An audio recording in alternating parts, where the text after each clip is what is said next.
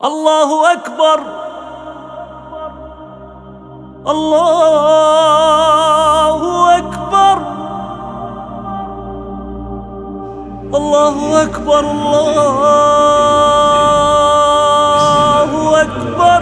إن الحمد لله نحمده ونستعينه ونستهديه ونستغفره ونعوذ بالله من شرور أنفسنا وسيئات أعمالنا. من يهده الله فلا مضل له ومن يضلل فلا هادي له. وأشهد أن لا إله إلا الله وحده لا شريك له وأشهد أن محمدا عبده ورسوله. اللهم صل وسلم وزد وبارك على هذا النبي وعلى آله وصحبه ومن تبعهم بإحسان إلى يوم الدين وبعد. السلام عليكم ورحمة الله وبركاته.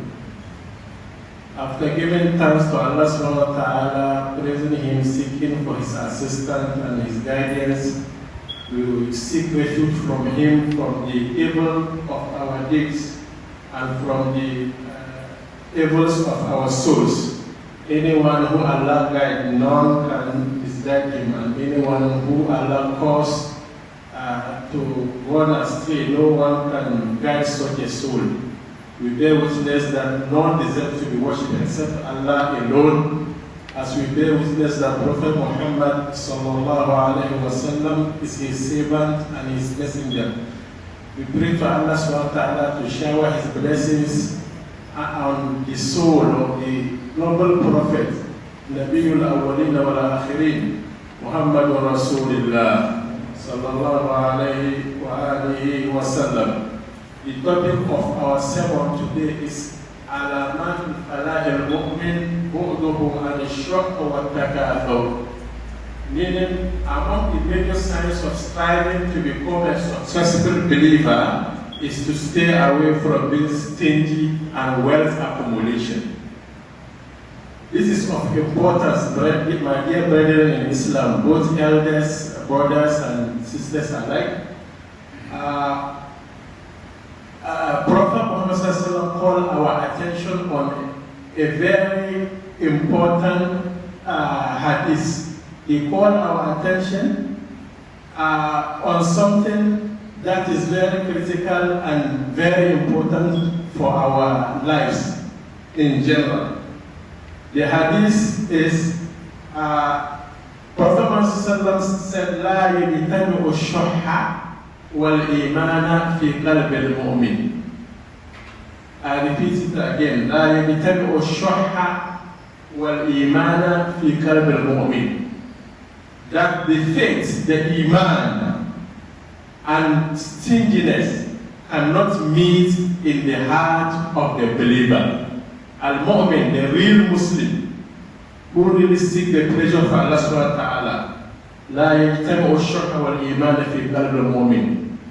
You cannot be 100% mu'min who possesses a very high iman and at the same time being stingy.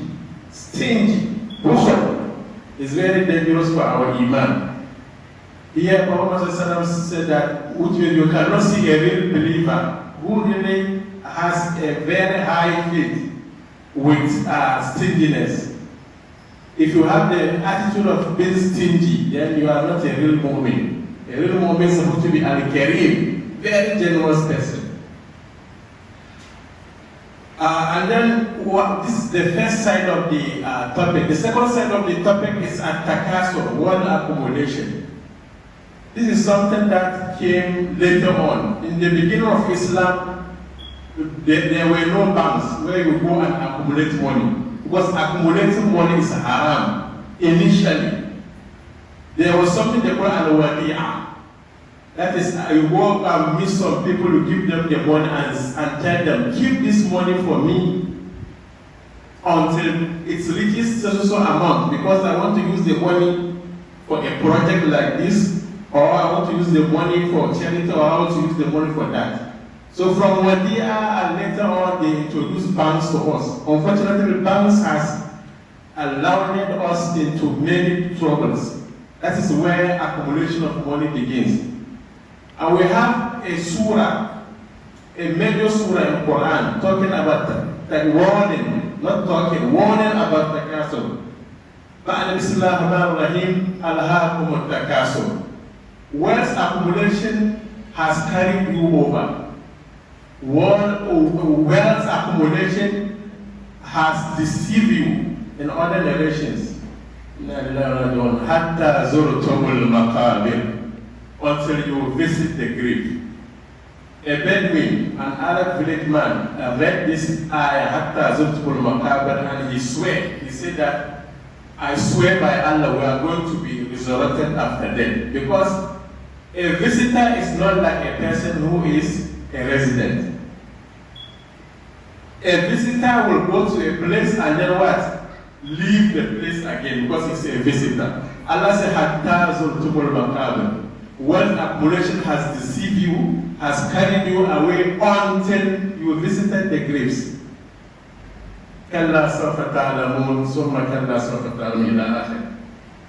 And then on the issue of ashah, being stingy, Allah subhanahu wa ta'ala said clearly in Surah Al-Taghabun that وَمَنْ يُوقَ شُحَّ نَفْسِهِ فَأُولَٰئِكَ هُمُ الْمُفْلِحُونَ. That anyone who cures the stinginess of his soul, then such a person is among the successful one. Meaning you want to be successful, then cure the stinginess that is in your heart. This is very important. وَسُئِلَ كِسْرَى مَلِكِ الرُّومِ. And then the king of Rome, you know, we read about Roman Empire, the imperial. His name was Kisra. He existed during the Prophet Muhammad period. He was full of hikmah. Allah gave him a lot of wisdom. Kisra was asked, I do share about, oh king, what do you think that is very harmful to a person in his life so much? What is that thing that you think is very harmful to a person? Allah Akbar. The Malik, the king, say it is stinginess, being stingy. All this poverty we are suffering from has connection with stinginess and wealth accumulation in the banks. Later on, Islam only accepts wealth accumulation under darura, not something that should be moving. That's why we have these Islamic bank issues that we are still tackling in the world. You know, it's something Allah discourages in the Quran that al-haakumut takasur, wealth accumulation has deceived you until you visited the grave. May Allah guide us. And then any king, Allah used to give him the sense and reasoning of 90 people, and any scholar, Malam, who's a real scholar, Allah used to give him the sense and reasoning of 100 people. So this is Malik, the whole king of Rome. And we know what, if you say Rome, for those who are reading history, they know about Rome. Was asked, what do you think that harm people so much, that is even more than any harm? He said that ashur, that is stinginess, being ashaqi. May Allah subhanahu wa ta'ala safeguard our soul of being stingy. May Allah subhanahu wa ta'ala always give us the ability to be generous. And then, وَمِن دُعَائِهِ صَلَّى اللَّهُ عَلَيْهِ وَسَلَّمَ, among the dua the Prophet Muhammad used to make is وَأَعُوذُ بِكَ مِنَ الْجُبْنِ وَالْبُخْلِ. Oh Allah, I seek refuge from being a coward person, وَالْبُخْلِ, or a stingy person. Subhanallah. And you know, Prophet Muhammad will not seek refuge from something that is good, something that is very good, except something that is bad. I seek refuge meaning protection from al-jubn, cowardice, being a coward, and then wal-bukhl, and then being a stingy. وقال تعالى, and Allah subhanahu wa ta'ala made it very clear to us in Surah Al-Talaq, لَيُنْفِقُ ذُو سَعَةٍ مِّن سَعَةٍ, that the people of wealth should spend based on the wealth given to them, that they shouldn't be stingy. This ayah has said it all. What the ayah is trying to say is that if you have, for instance, 1 million naira, try to spend 500,000 from that money. If you have 10 million naira, try to spend 5 million naira in charity. That is to show that you are caring, you are not stingy. That the Zosa men sati, meaning spend according to the way Allah Subhanahu wa Ta'ala has provided for you. Spend according to the way Allah Subhanahu wa Ta'ala has provided for you. This ayah is for the rich people. Now to the poor people also, Allah Subhanahu wa Ta'ala did not leave you. Prophet Muhammad used to say to Bilal, Wama adraka ma Bilal, you know who is Bilal? A same man that suffered for this religion very well. After Hijrah, Bilal, Ammar, Yasir, there was some group of Sahabas that were among the poorest of the poor, as we used to hear in this COVID-19 period. They were the poorest of the poor. They always stay in the Prophet Mosque in Medina. They don't have any job doing. In fact, the Kuffar told the Prophet Muhammad that if you want us to embrace Islam, you have to sack all these poor people that you allow them in your mosque. Was referring to Bilal and Yasir, Ammar and Co. Subhanallah. With all this poverty of Bilal, Prophet Muhammad told him one day that Amfiq Bilala wala takhsha min zul arshi iklala. Oh Bilal, spend from the little Allah has given to you. Imagine this, spend from the little Allah has given to you, and don't be afraid that the owner of the throne will give it back to you. If Bilal, with all this poverty, will be asked to not to be stingy, you should give out. What of we now? Well, later on the situation has changed. Bilal has become a rich man. In fact, Bilal married the most richest among the Muhajirin, who was the Abdulmajeed. You see, so the situation has changed. Bilal has become a millionaire by then, before his death.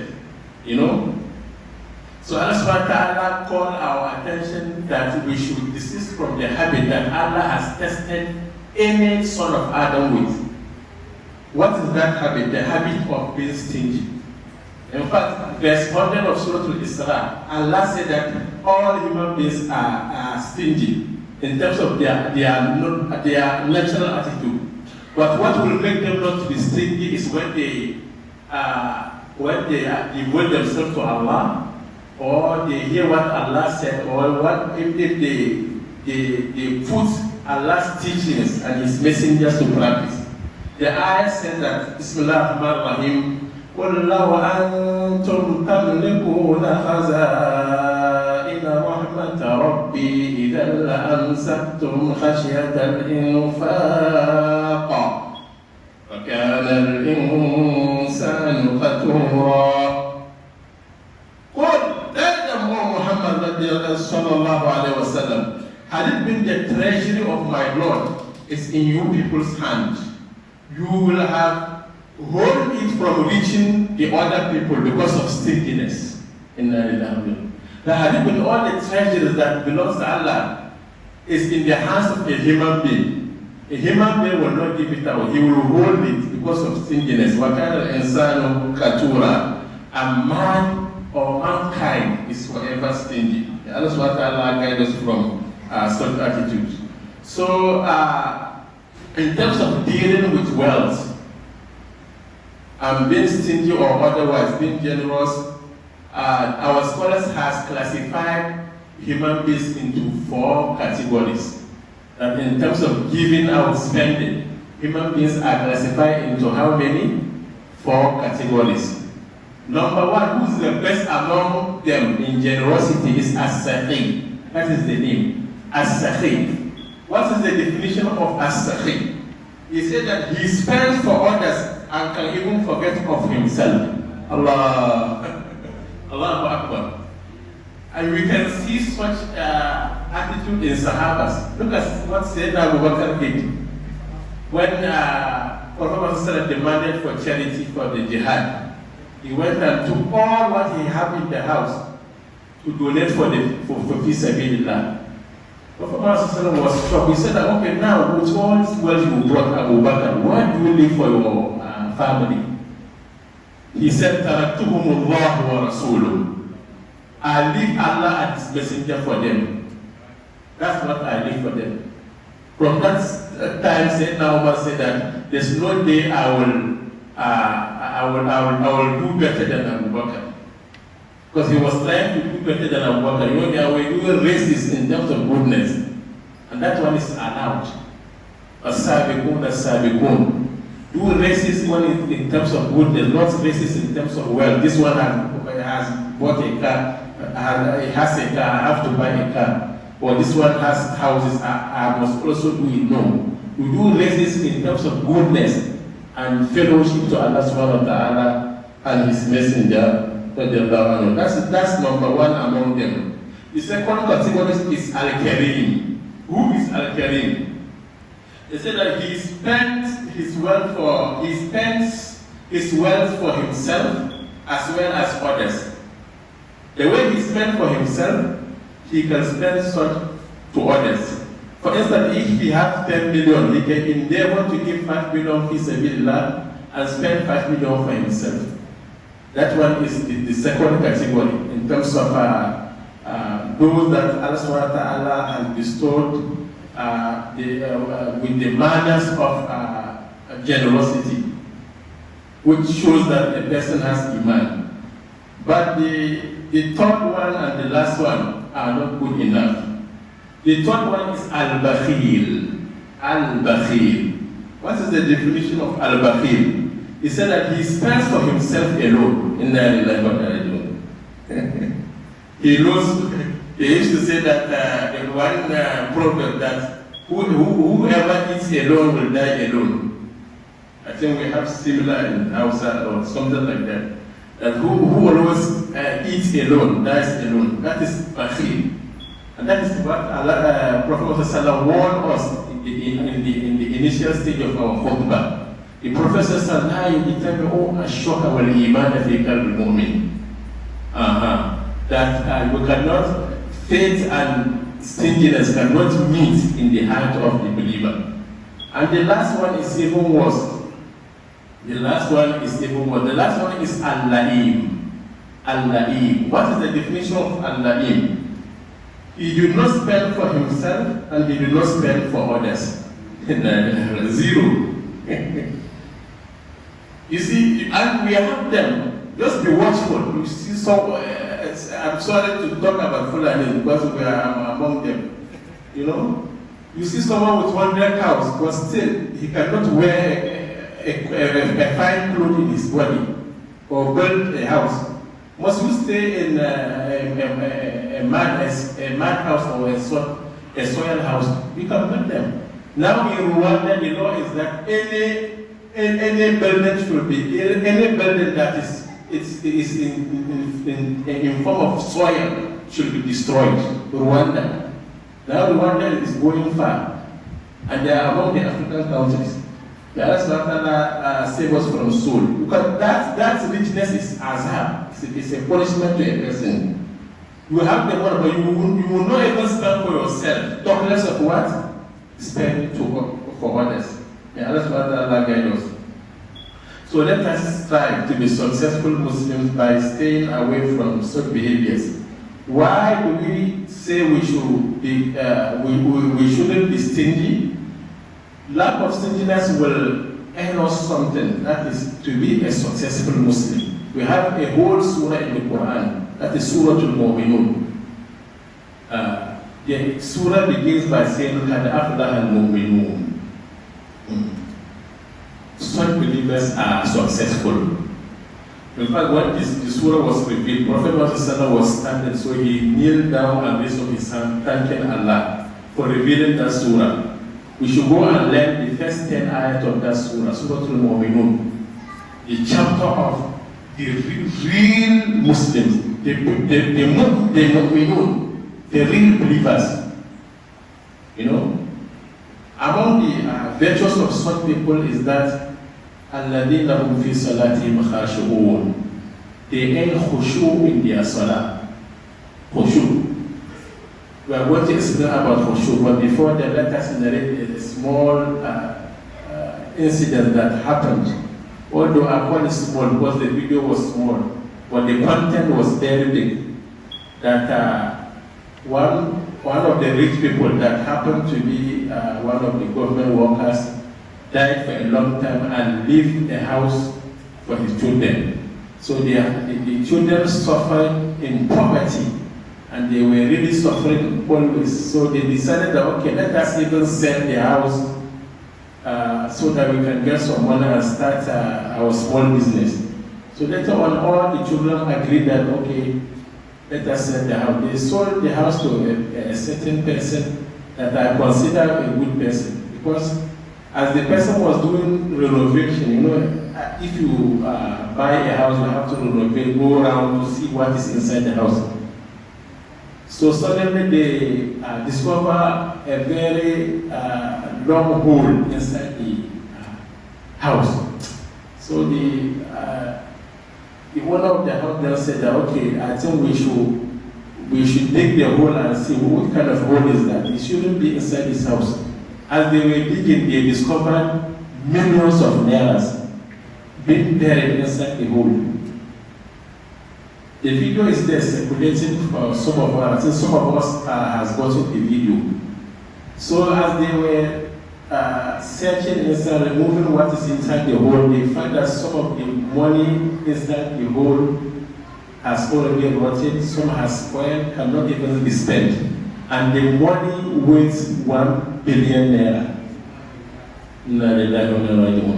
So they considered it to be either from those treasury looters or something else. Because how can a normal human being bury money inside a hole, leaving his children in suffering and all of this kind of thing? So they called the children, they said, this is what your father buried. And as the children came, some monies can be spent, and majority of the money has already spoiled. And the worst thing of this scenario is that he's going to be accountable for any single money that he buried. Either the money has spoiled or he's going to be accountable for it because he looted the money, or it is obviously. Because a normal human being should have sent the money to bank or even inside his house or something. So this is the evil of accumulation or accumulating money. Accumulating money. You know, that Allah was about. Some people cannot get khushu. It's not a matter of coming to the masjid quickly always and praying. The matter of khushu is very dangerous. Khushu is tranquility in the salat, which is very important to earn if you want Allah to be pleased with you. And you know, salat is something that, if performed very well, will solve all our issues. Because in the salat tanha anil fahsha'i wal munkar. Salah will eradicate all these bad habits. So I'll use this privilege to talk about khushu a little bit before our time. It has been narrated from Ali ibn Abi Talha, reported also by Ibn Abbas, that khushu means those with fear and with tranquility. Allahu Akbar. That when they come and stand inside this salat, they will stand in fear and tranquility. It will be explained again. What is the fear and tranquility that you will need inside your salat in order to be a successful believer? He said that khushu is in their hearts. They will feel it deeply in their hearts. It will also cause them to lower their gaze. Don't pray where you can see everywhere. You should be able to see in your front or the place of sujood. That and also it causes them to be humble inside their salat. They lower their gaze and were humble towards others inside their salat. Khushu in prayer is only attained by the one who has emptied his heart totally. That as you stand and say Allahu Akbar, you don't see anything except Allah subhanahu wa ta'ala. Imam Ghazali explained it in Asrar al-Salat, one of his books. He said that you should assume that your grave is in front of you. First of all, assume that you are standing in front of the King of the Kings, Allah, and you can see your grave in front of you, and just assume that the Al-Jannah is at your right hand side, and then the hellfire is at your left hand side. One of our imams used to call attention, they will tell you that was Salatul Muwaddi, that pray the Salat of the one who is saying farewell to people. That as if this is the last Salat you are going to pray in your life. And it happens. How many people has prayed their last Salat? So it's not sometimes not the issue of coming early to the masjid or something. That's coming early. The hadith came about it that anyone who did not miss the first takbirah for 40 days, but it's only 40 days, Allah will give him Allah will provide 2 barriers for him. The first one is barrier from nifaq, barrier from hypocrisy, and the second one is barrier from the hellfire. But the issue of khushu, seeing Allah while you say Allahu Akbar, if you see Allah with all your heart, is very important. To attain such position, you shouldn't be stingy, you should be known of giving. So that if you immediately stand in front of Allah, you don't see all this words, thinking about material things. You forget of, because already you are somebody that gives. You have already given them out. You don't take them seriously. Your heart only sees Allah subhanahu wa ta'ala. May Allah give us the ability to get the khushu. So, towards getting khushu, that khushu in prayer is only attained by the only one who empties his heart totally, who does not pay attention to anything else beside it. Allahu Akbar. As you are in Salat, don't pay attention to anything except your heart. How does your heart function in the Salat? And who prefers it above all other things, and that it becomes a delightful and a joy of his eyes. That Salat should be delightful and a joy of your heart. Just as Imam Ahmad narrated one of the authentic hadiths, that حُبِّبَ إِلَيَّ فِي دُنْيَاكُمْ الطِّيبُ وَالنِّسَاءُ وَجُعِلَتْ قُرَّةُ عَيْنِي فِي الصَّلَاةِ. That fragrance and women have been made dear to me, and Salah was made the joy of my eye. أَرَحْنَا بِهَا يَا بِلَالِ. Oh Bilal, give us joy by establishing it. You will not say that, oh Bilal, go and call Azan. You say, Arahna biha ya Bilal. Bilal, just give us some joy by establishing it. So Bilal will understand quickly, and Bilal will go and call for the prayers. So Salah should be the priority in our lives, and more important, the khushu in the Salah, not just the Salah. And ensure we pray with submissiveness. You submit yourself to Allah totally as we pray. We should study the rest of the qualities in the surah to become successful Muslim. That is why the Khutbah said that each and every one of us should go home and read the 10 verses of Surah Al-Mu'minun to see the virtues of such successful Muslims and how they are able to attain such virtues. أقول قولي هذا وأستغفر الله العظيم لي ولكم.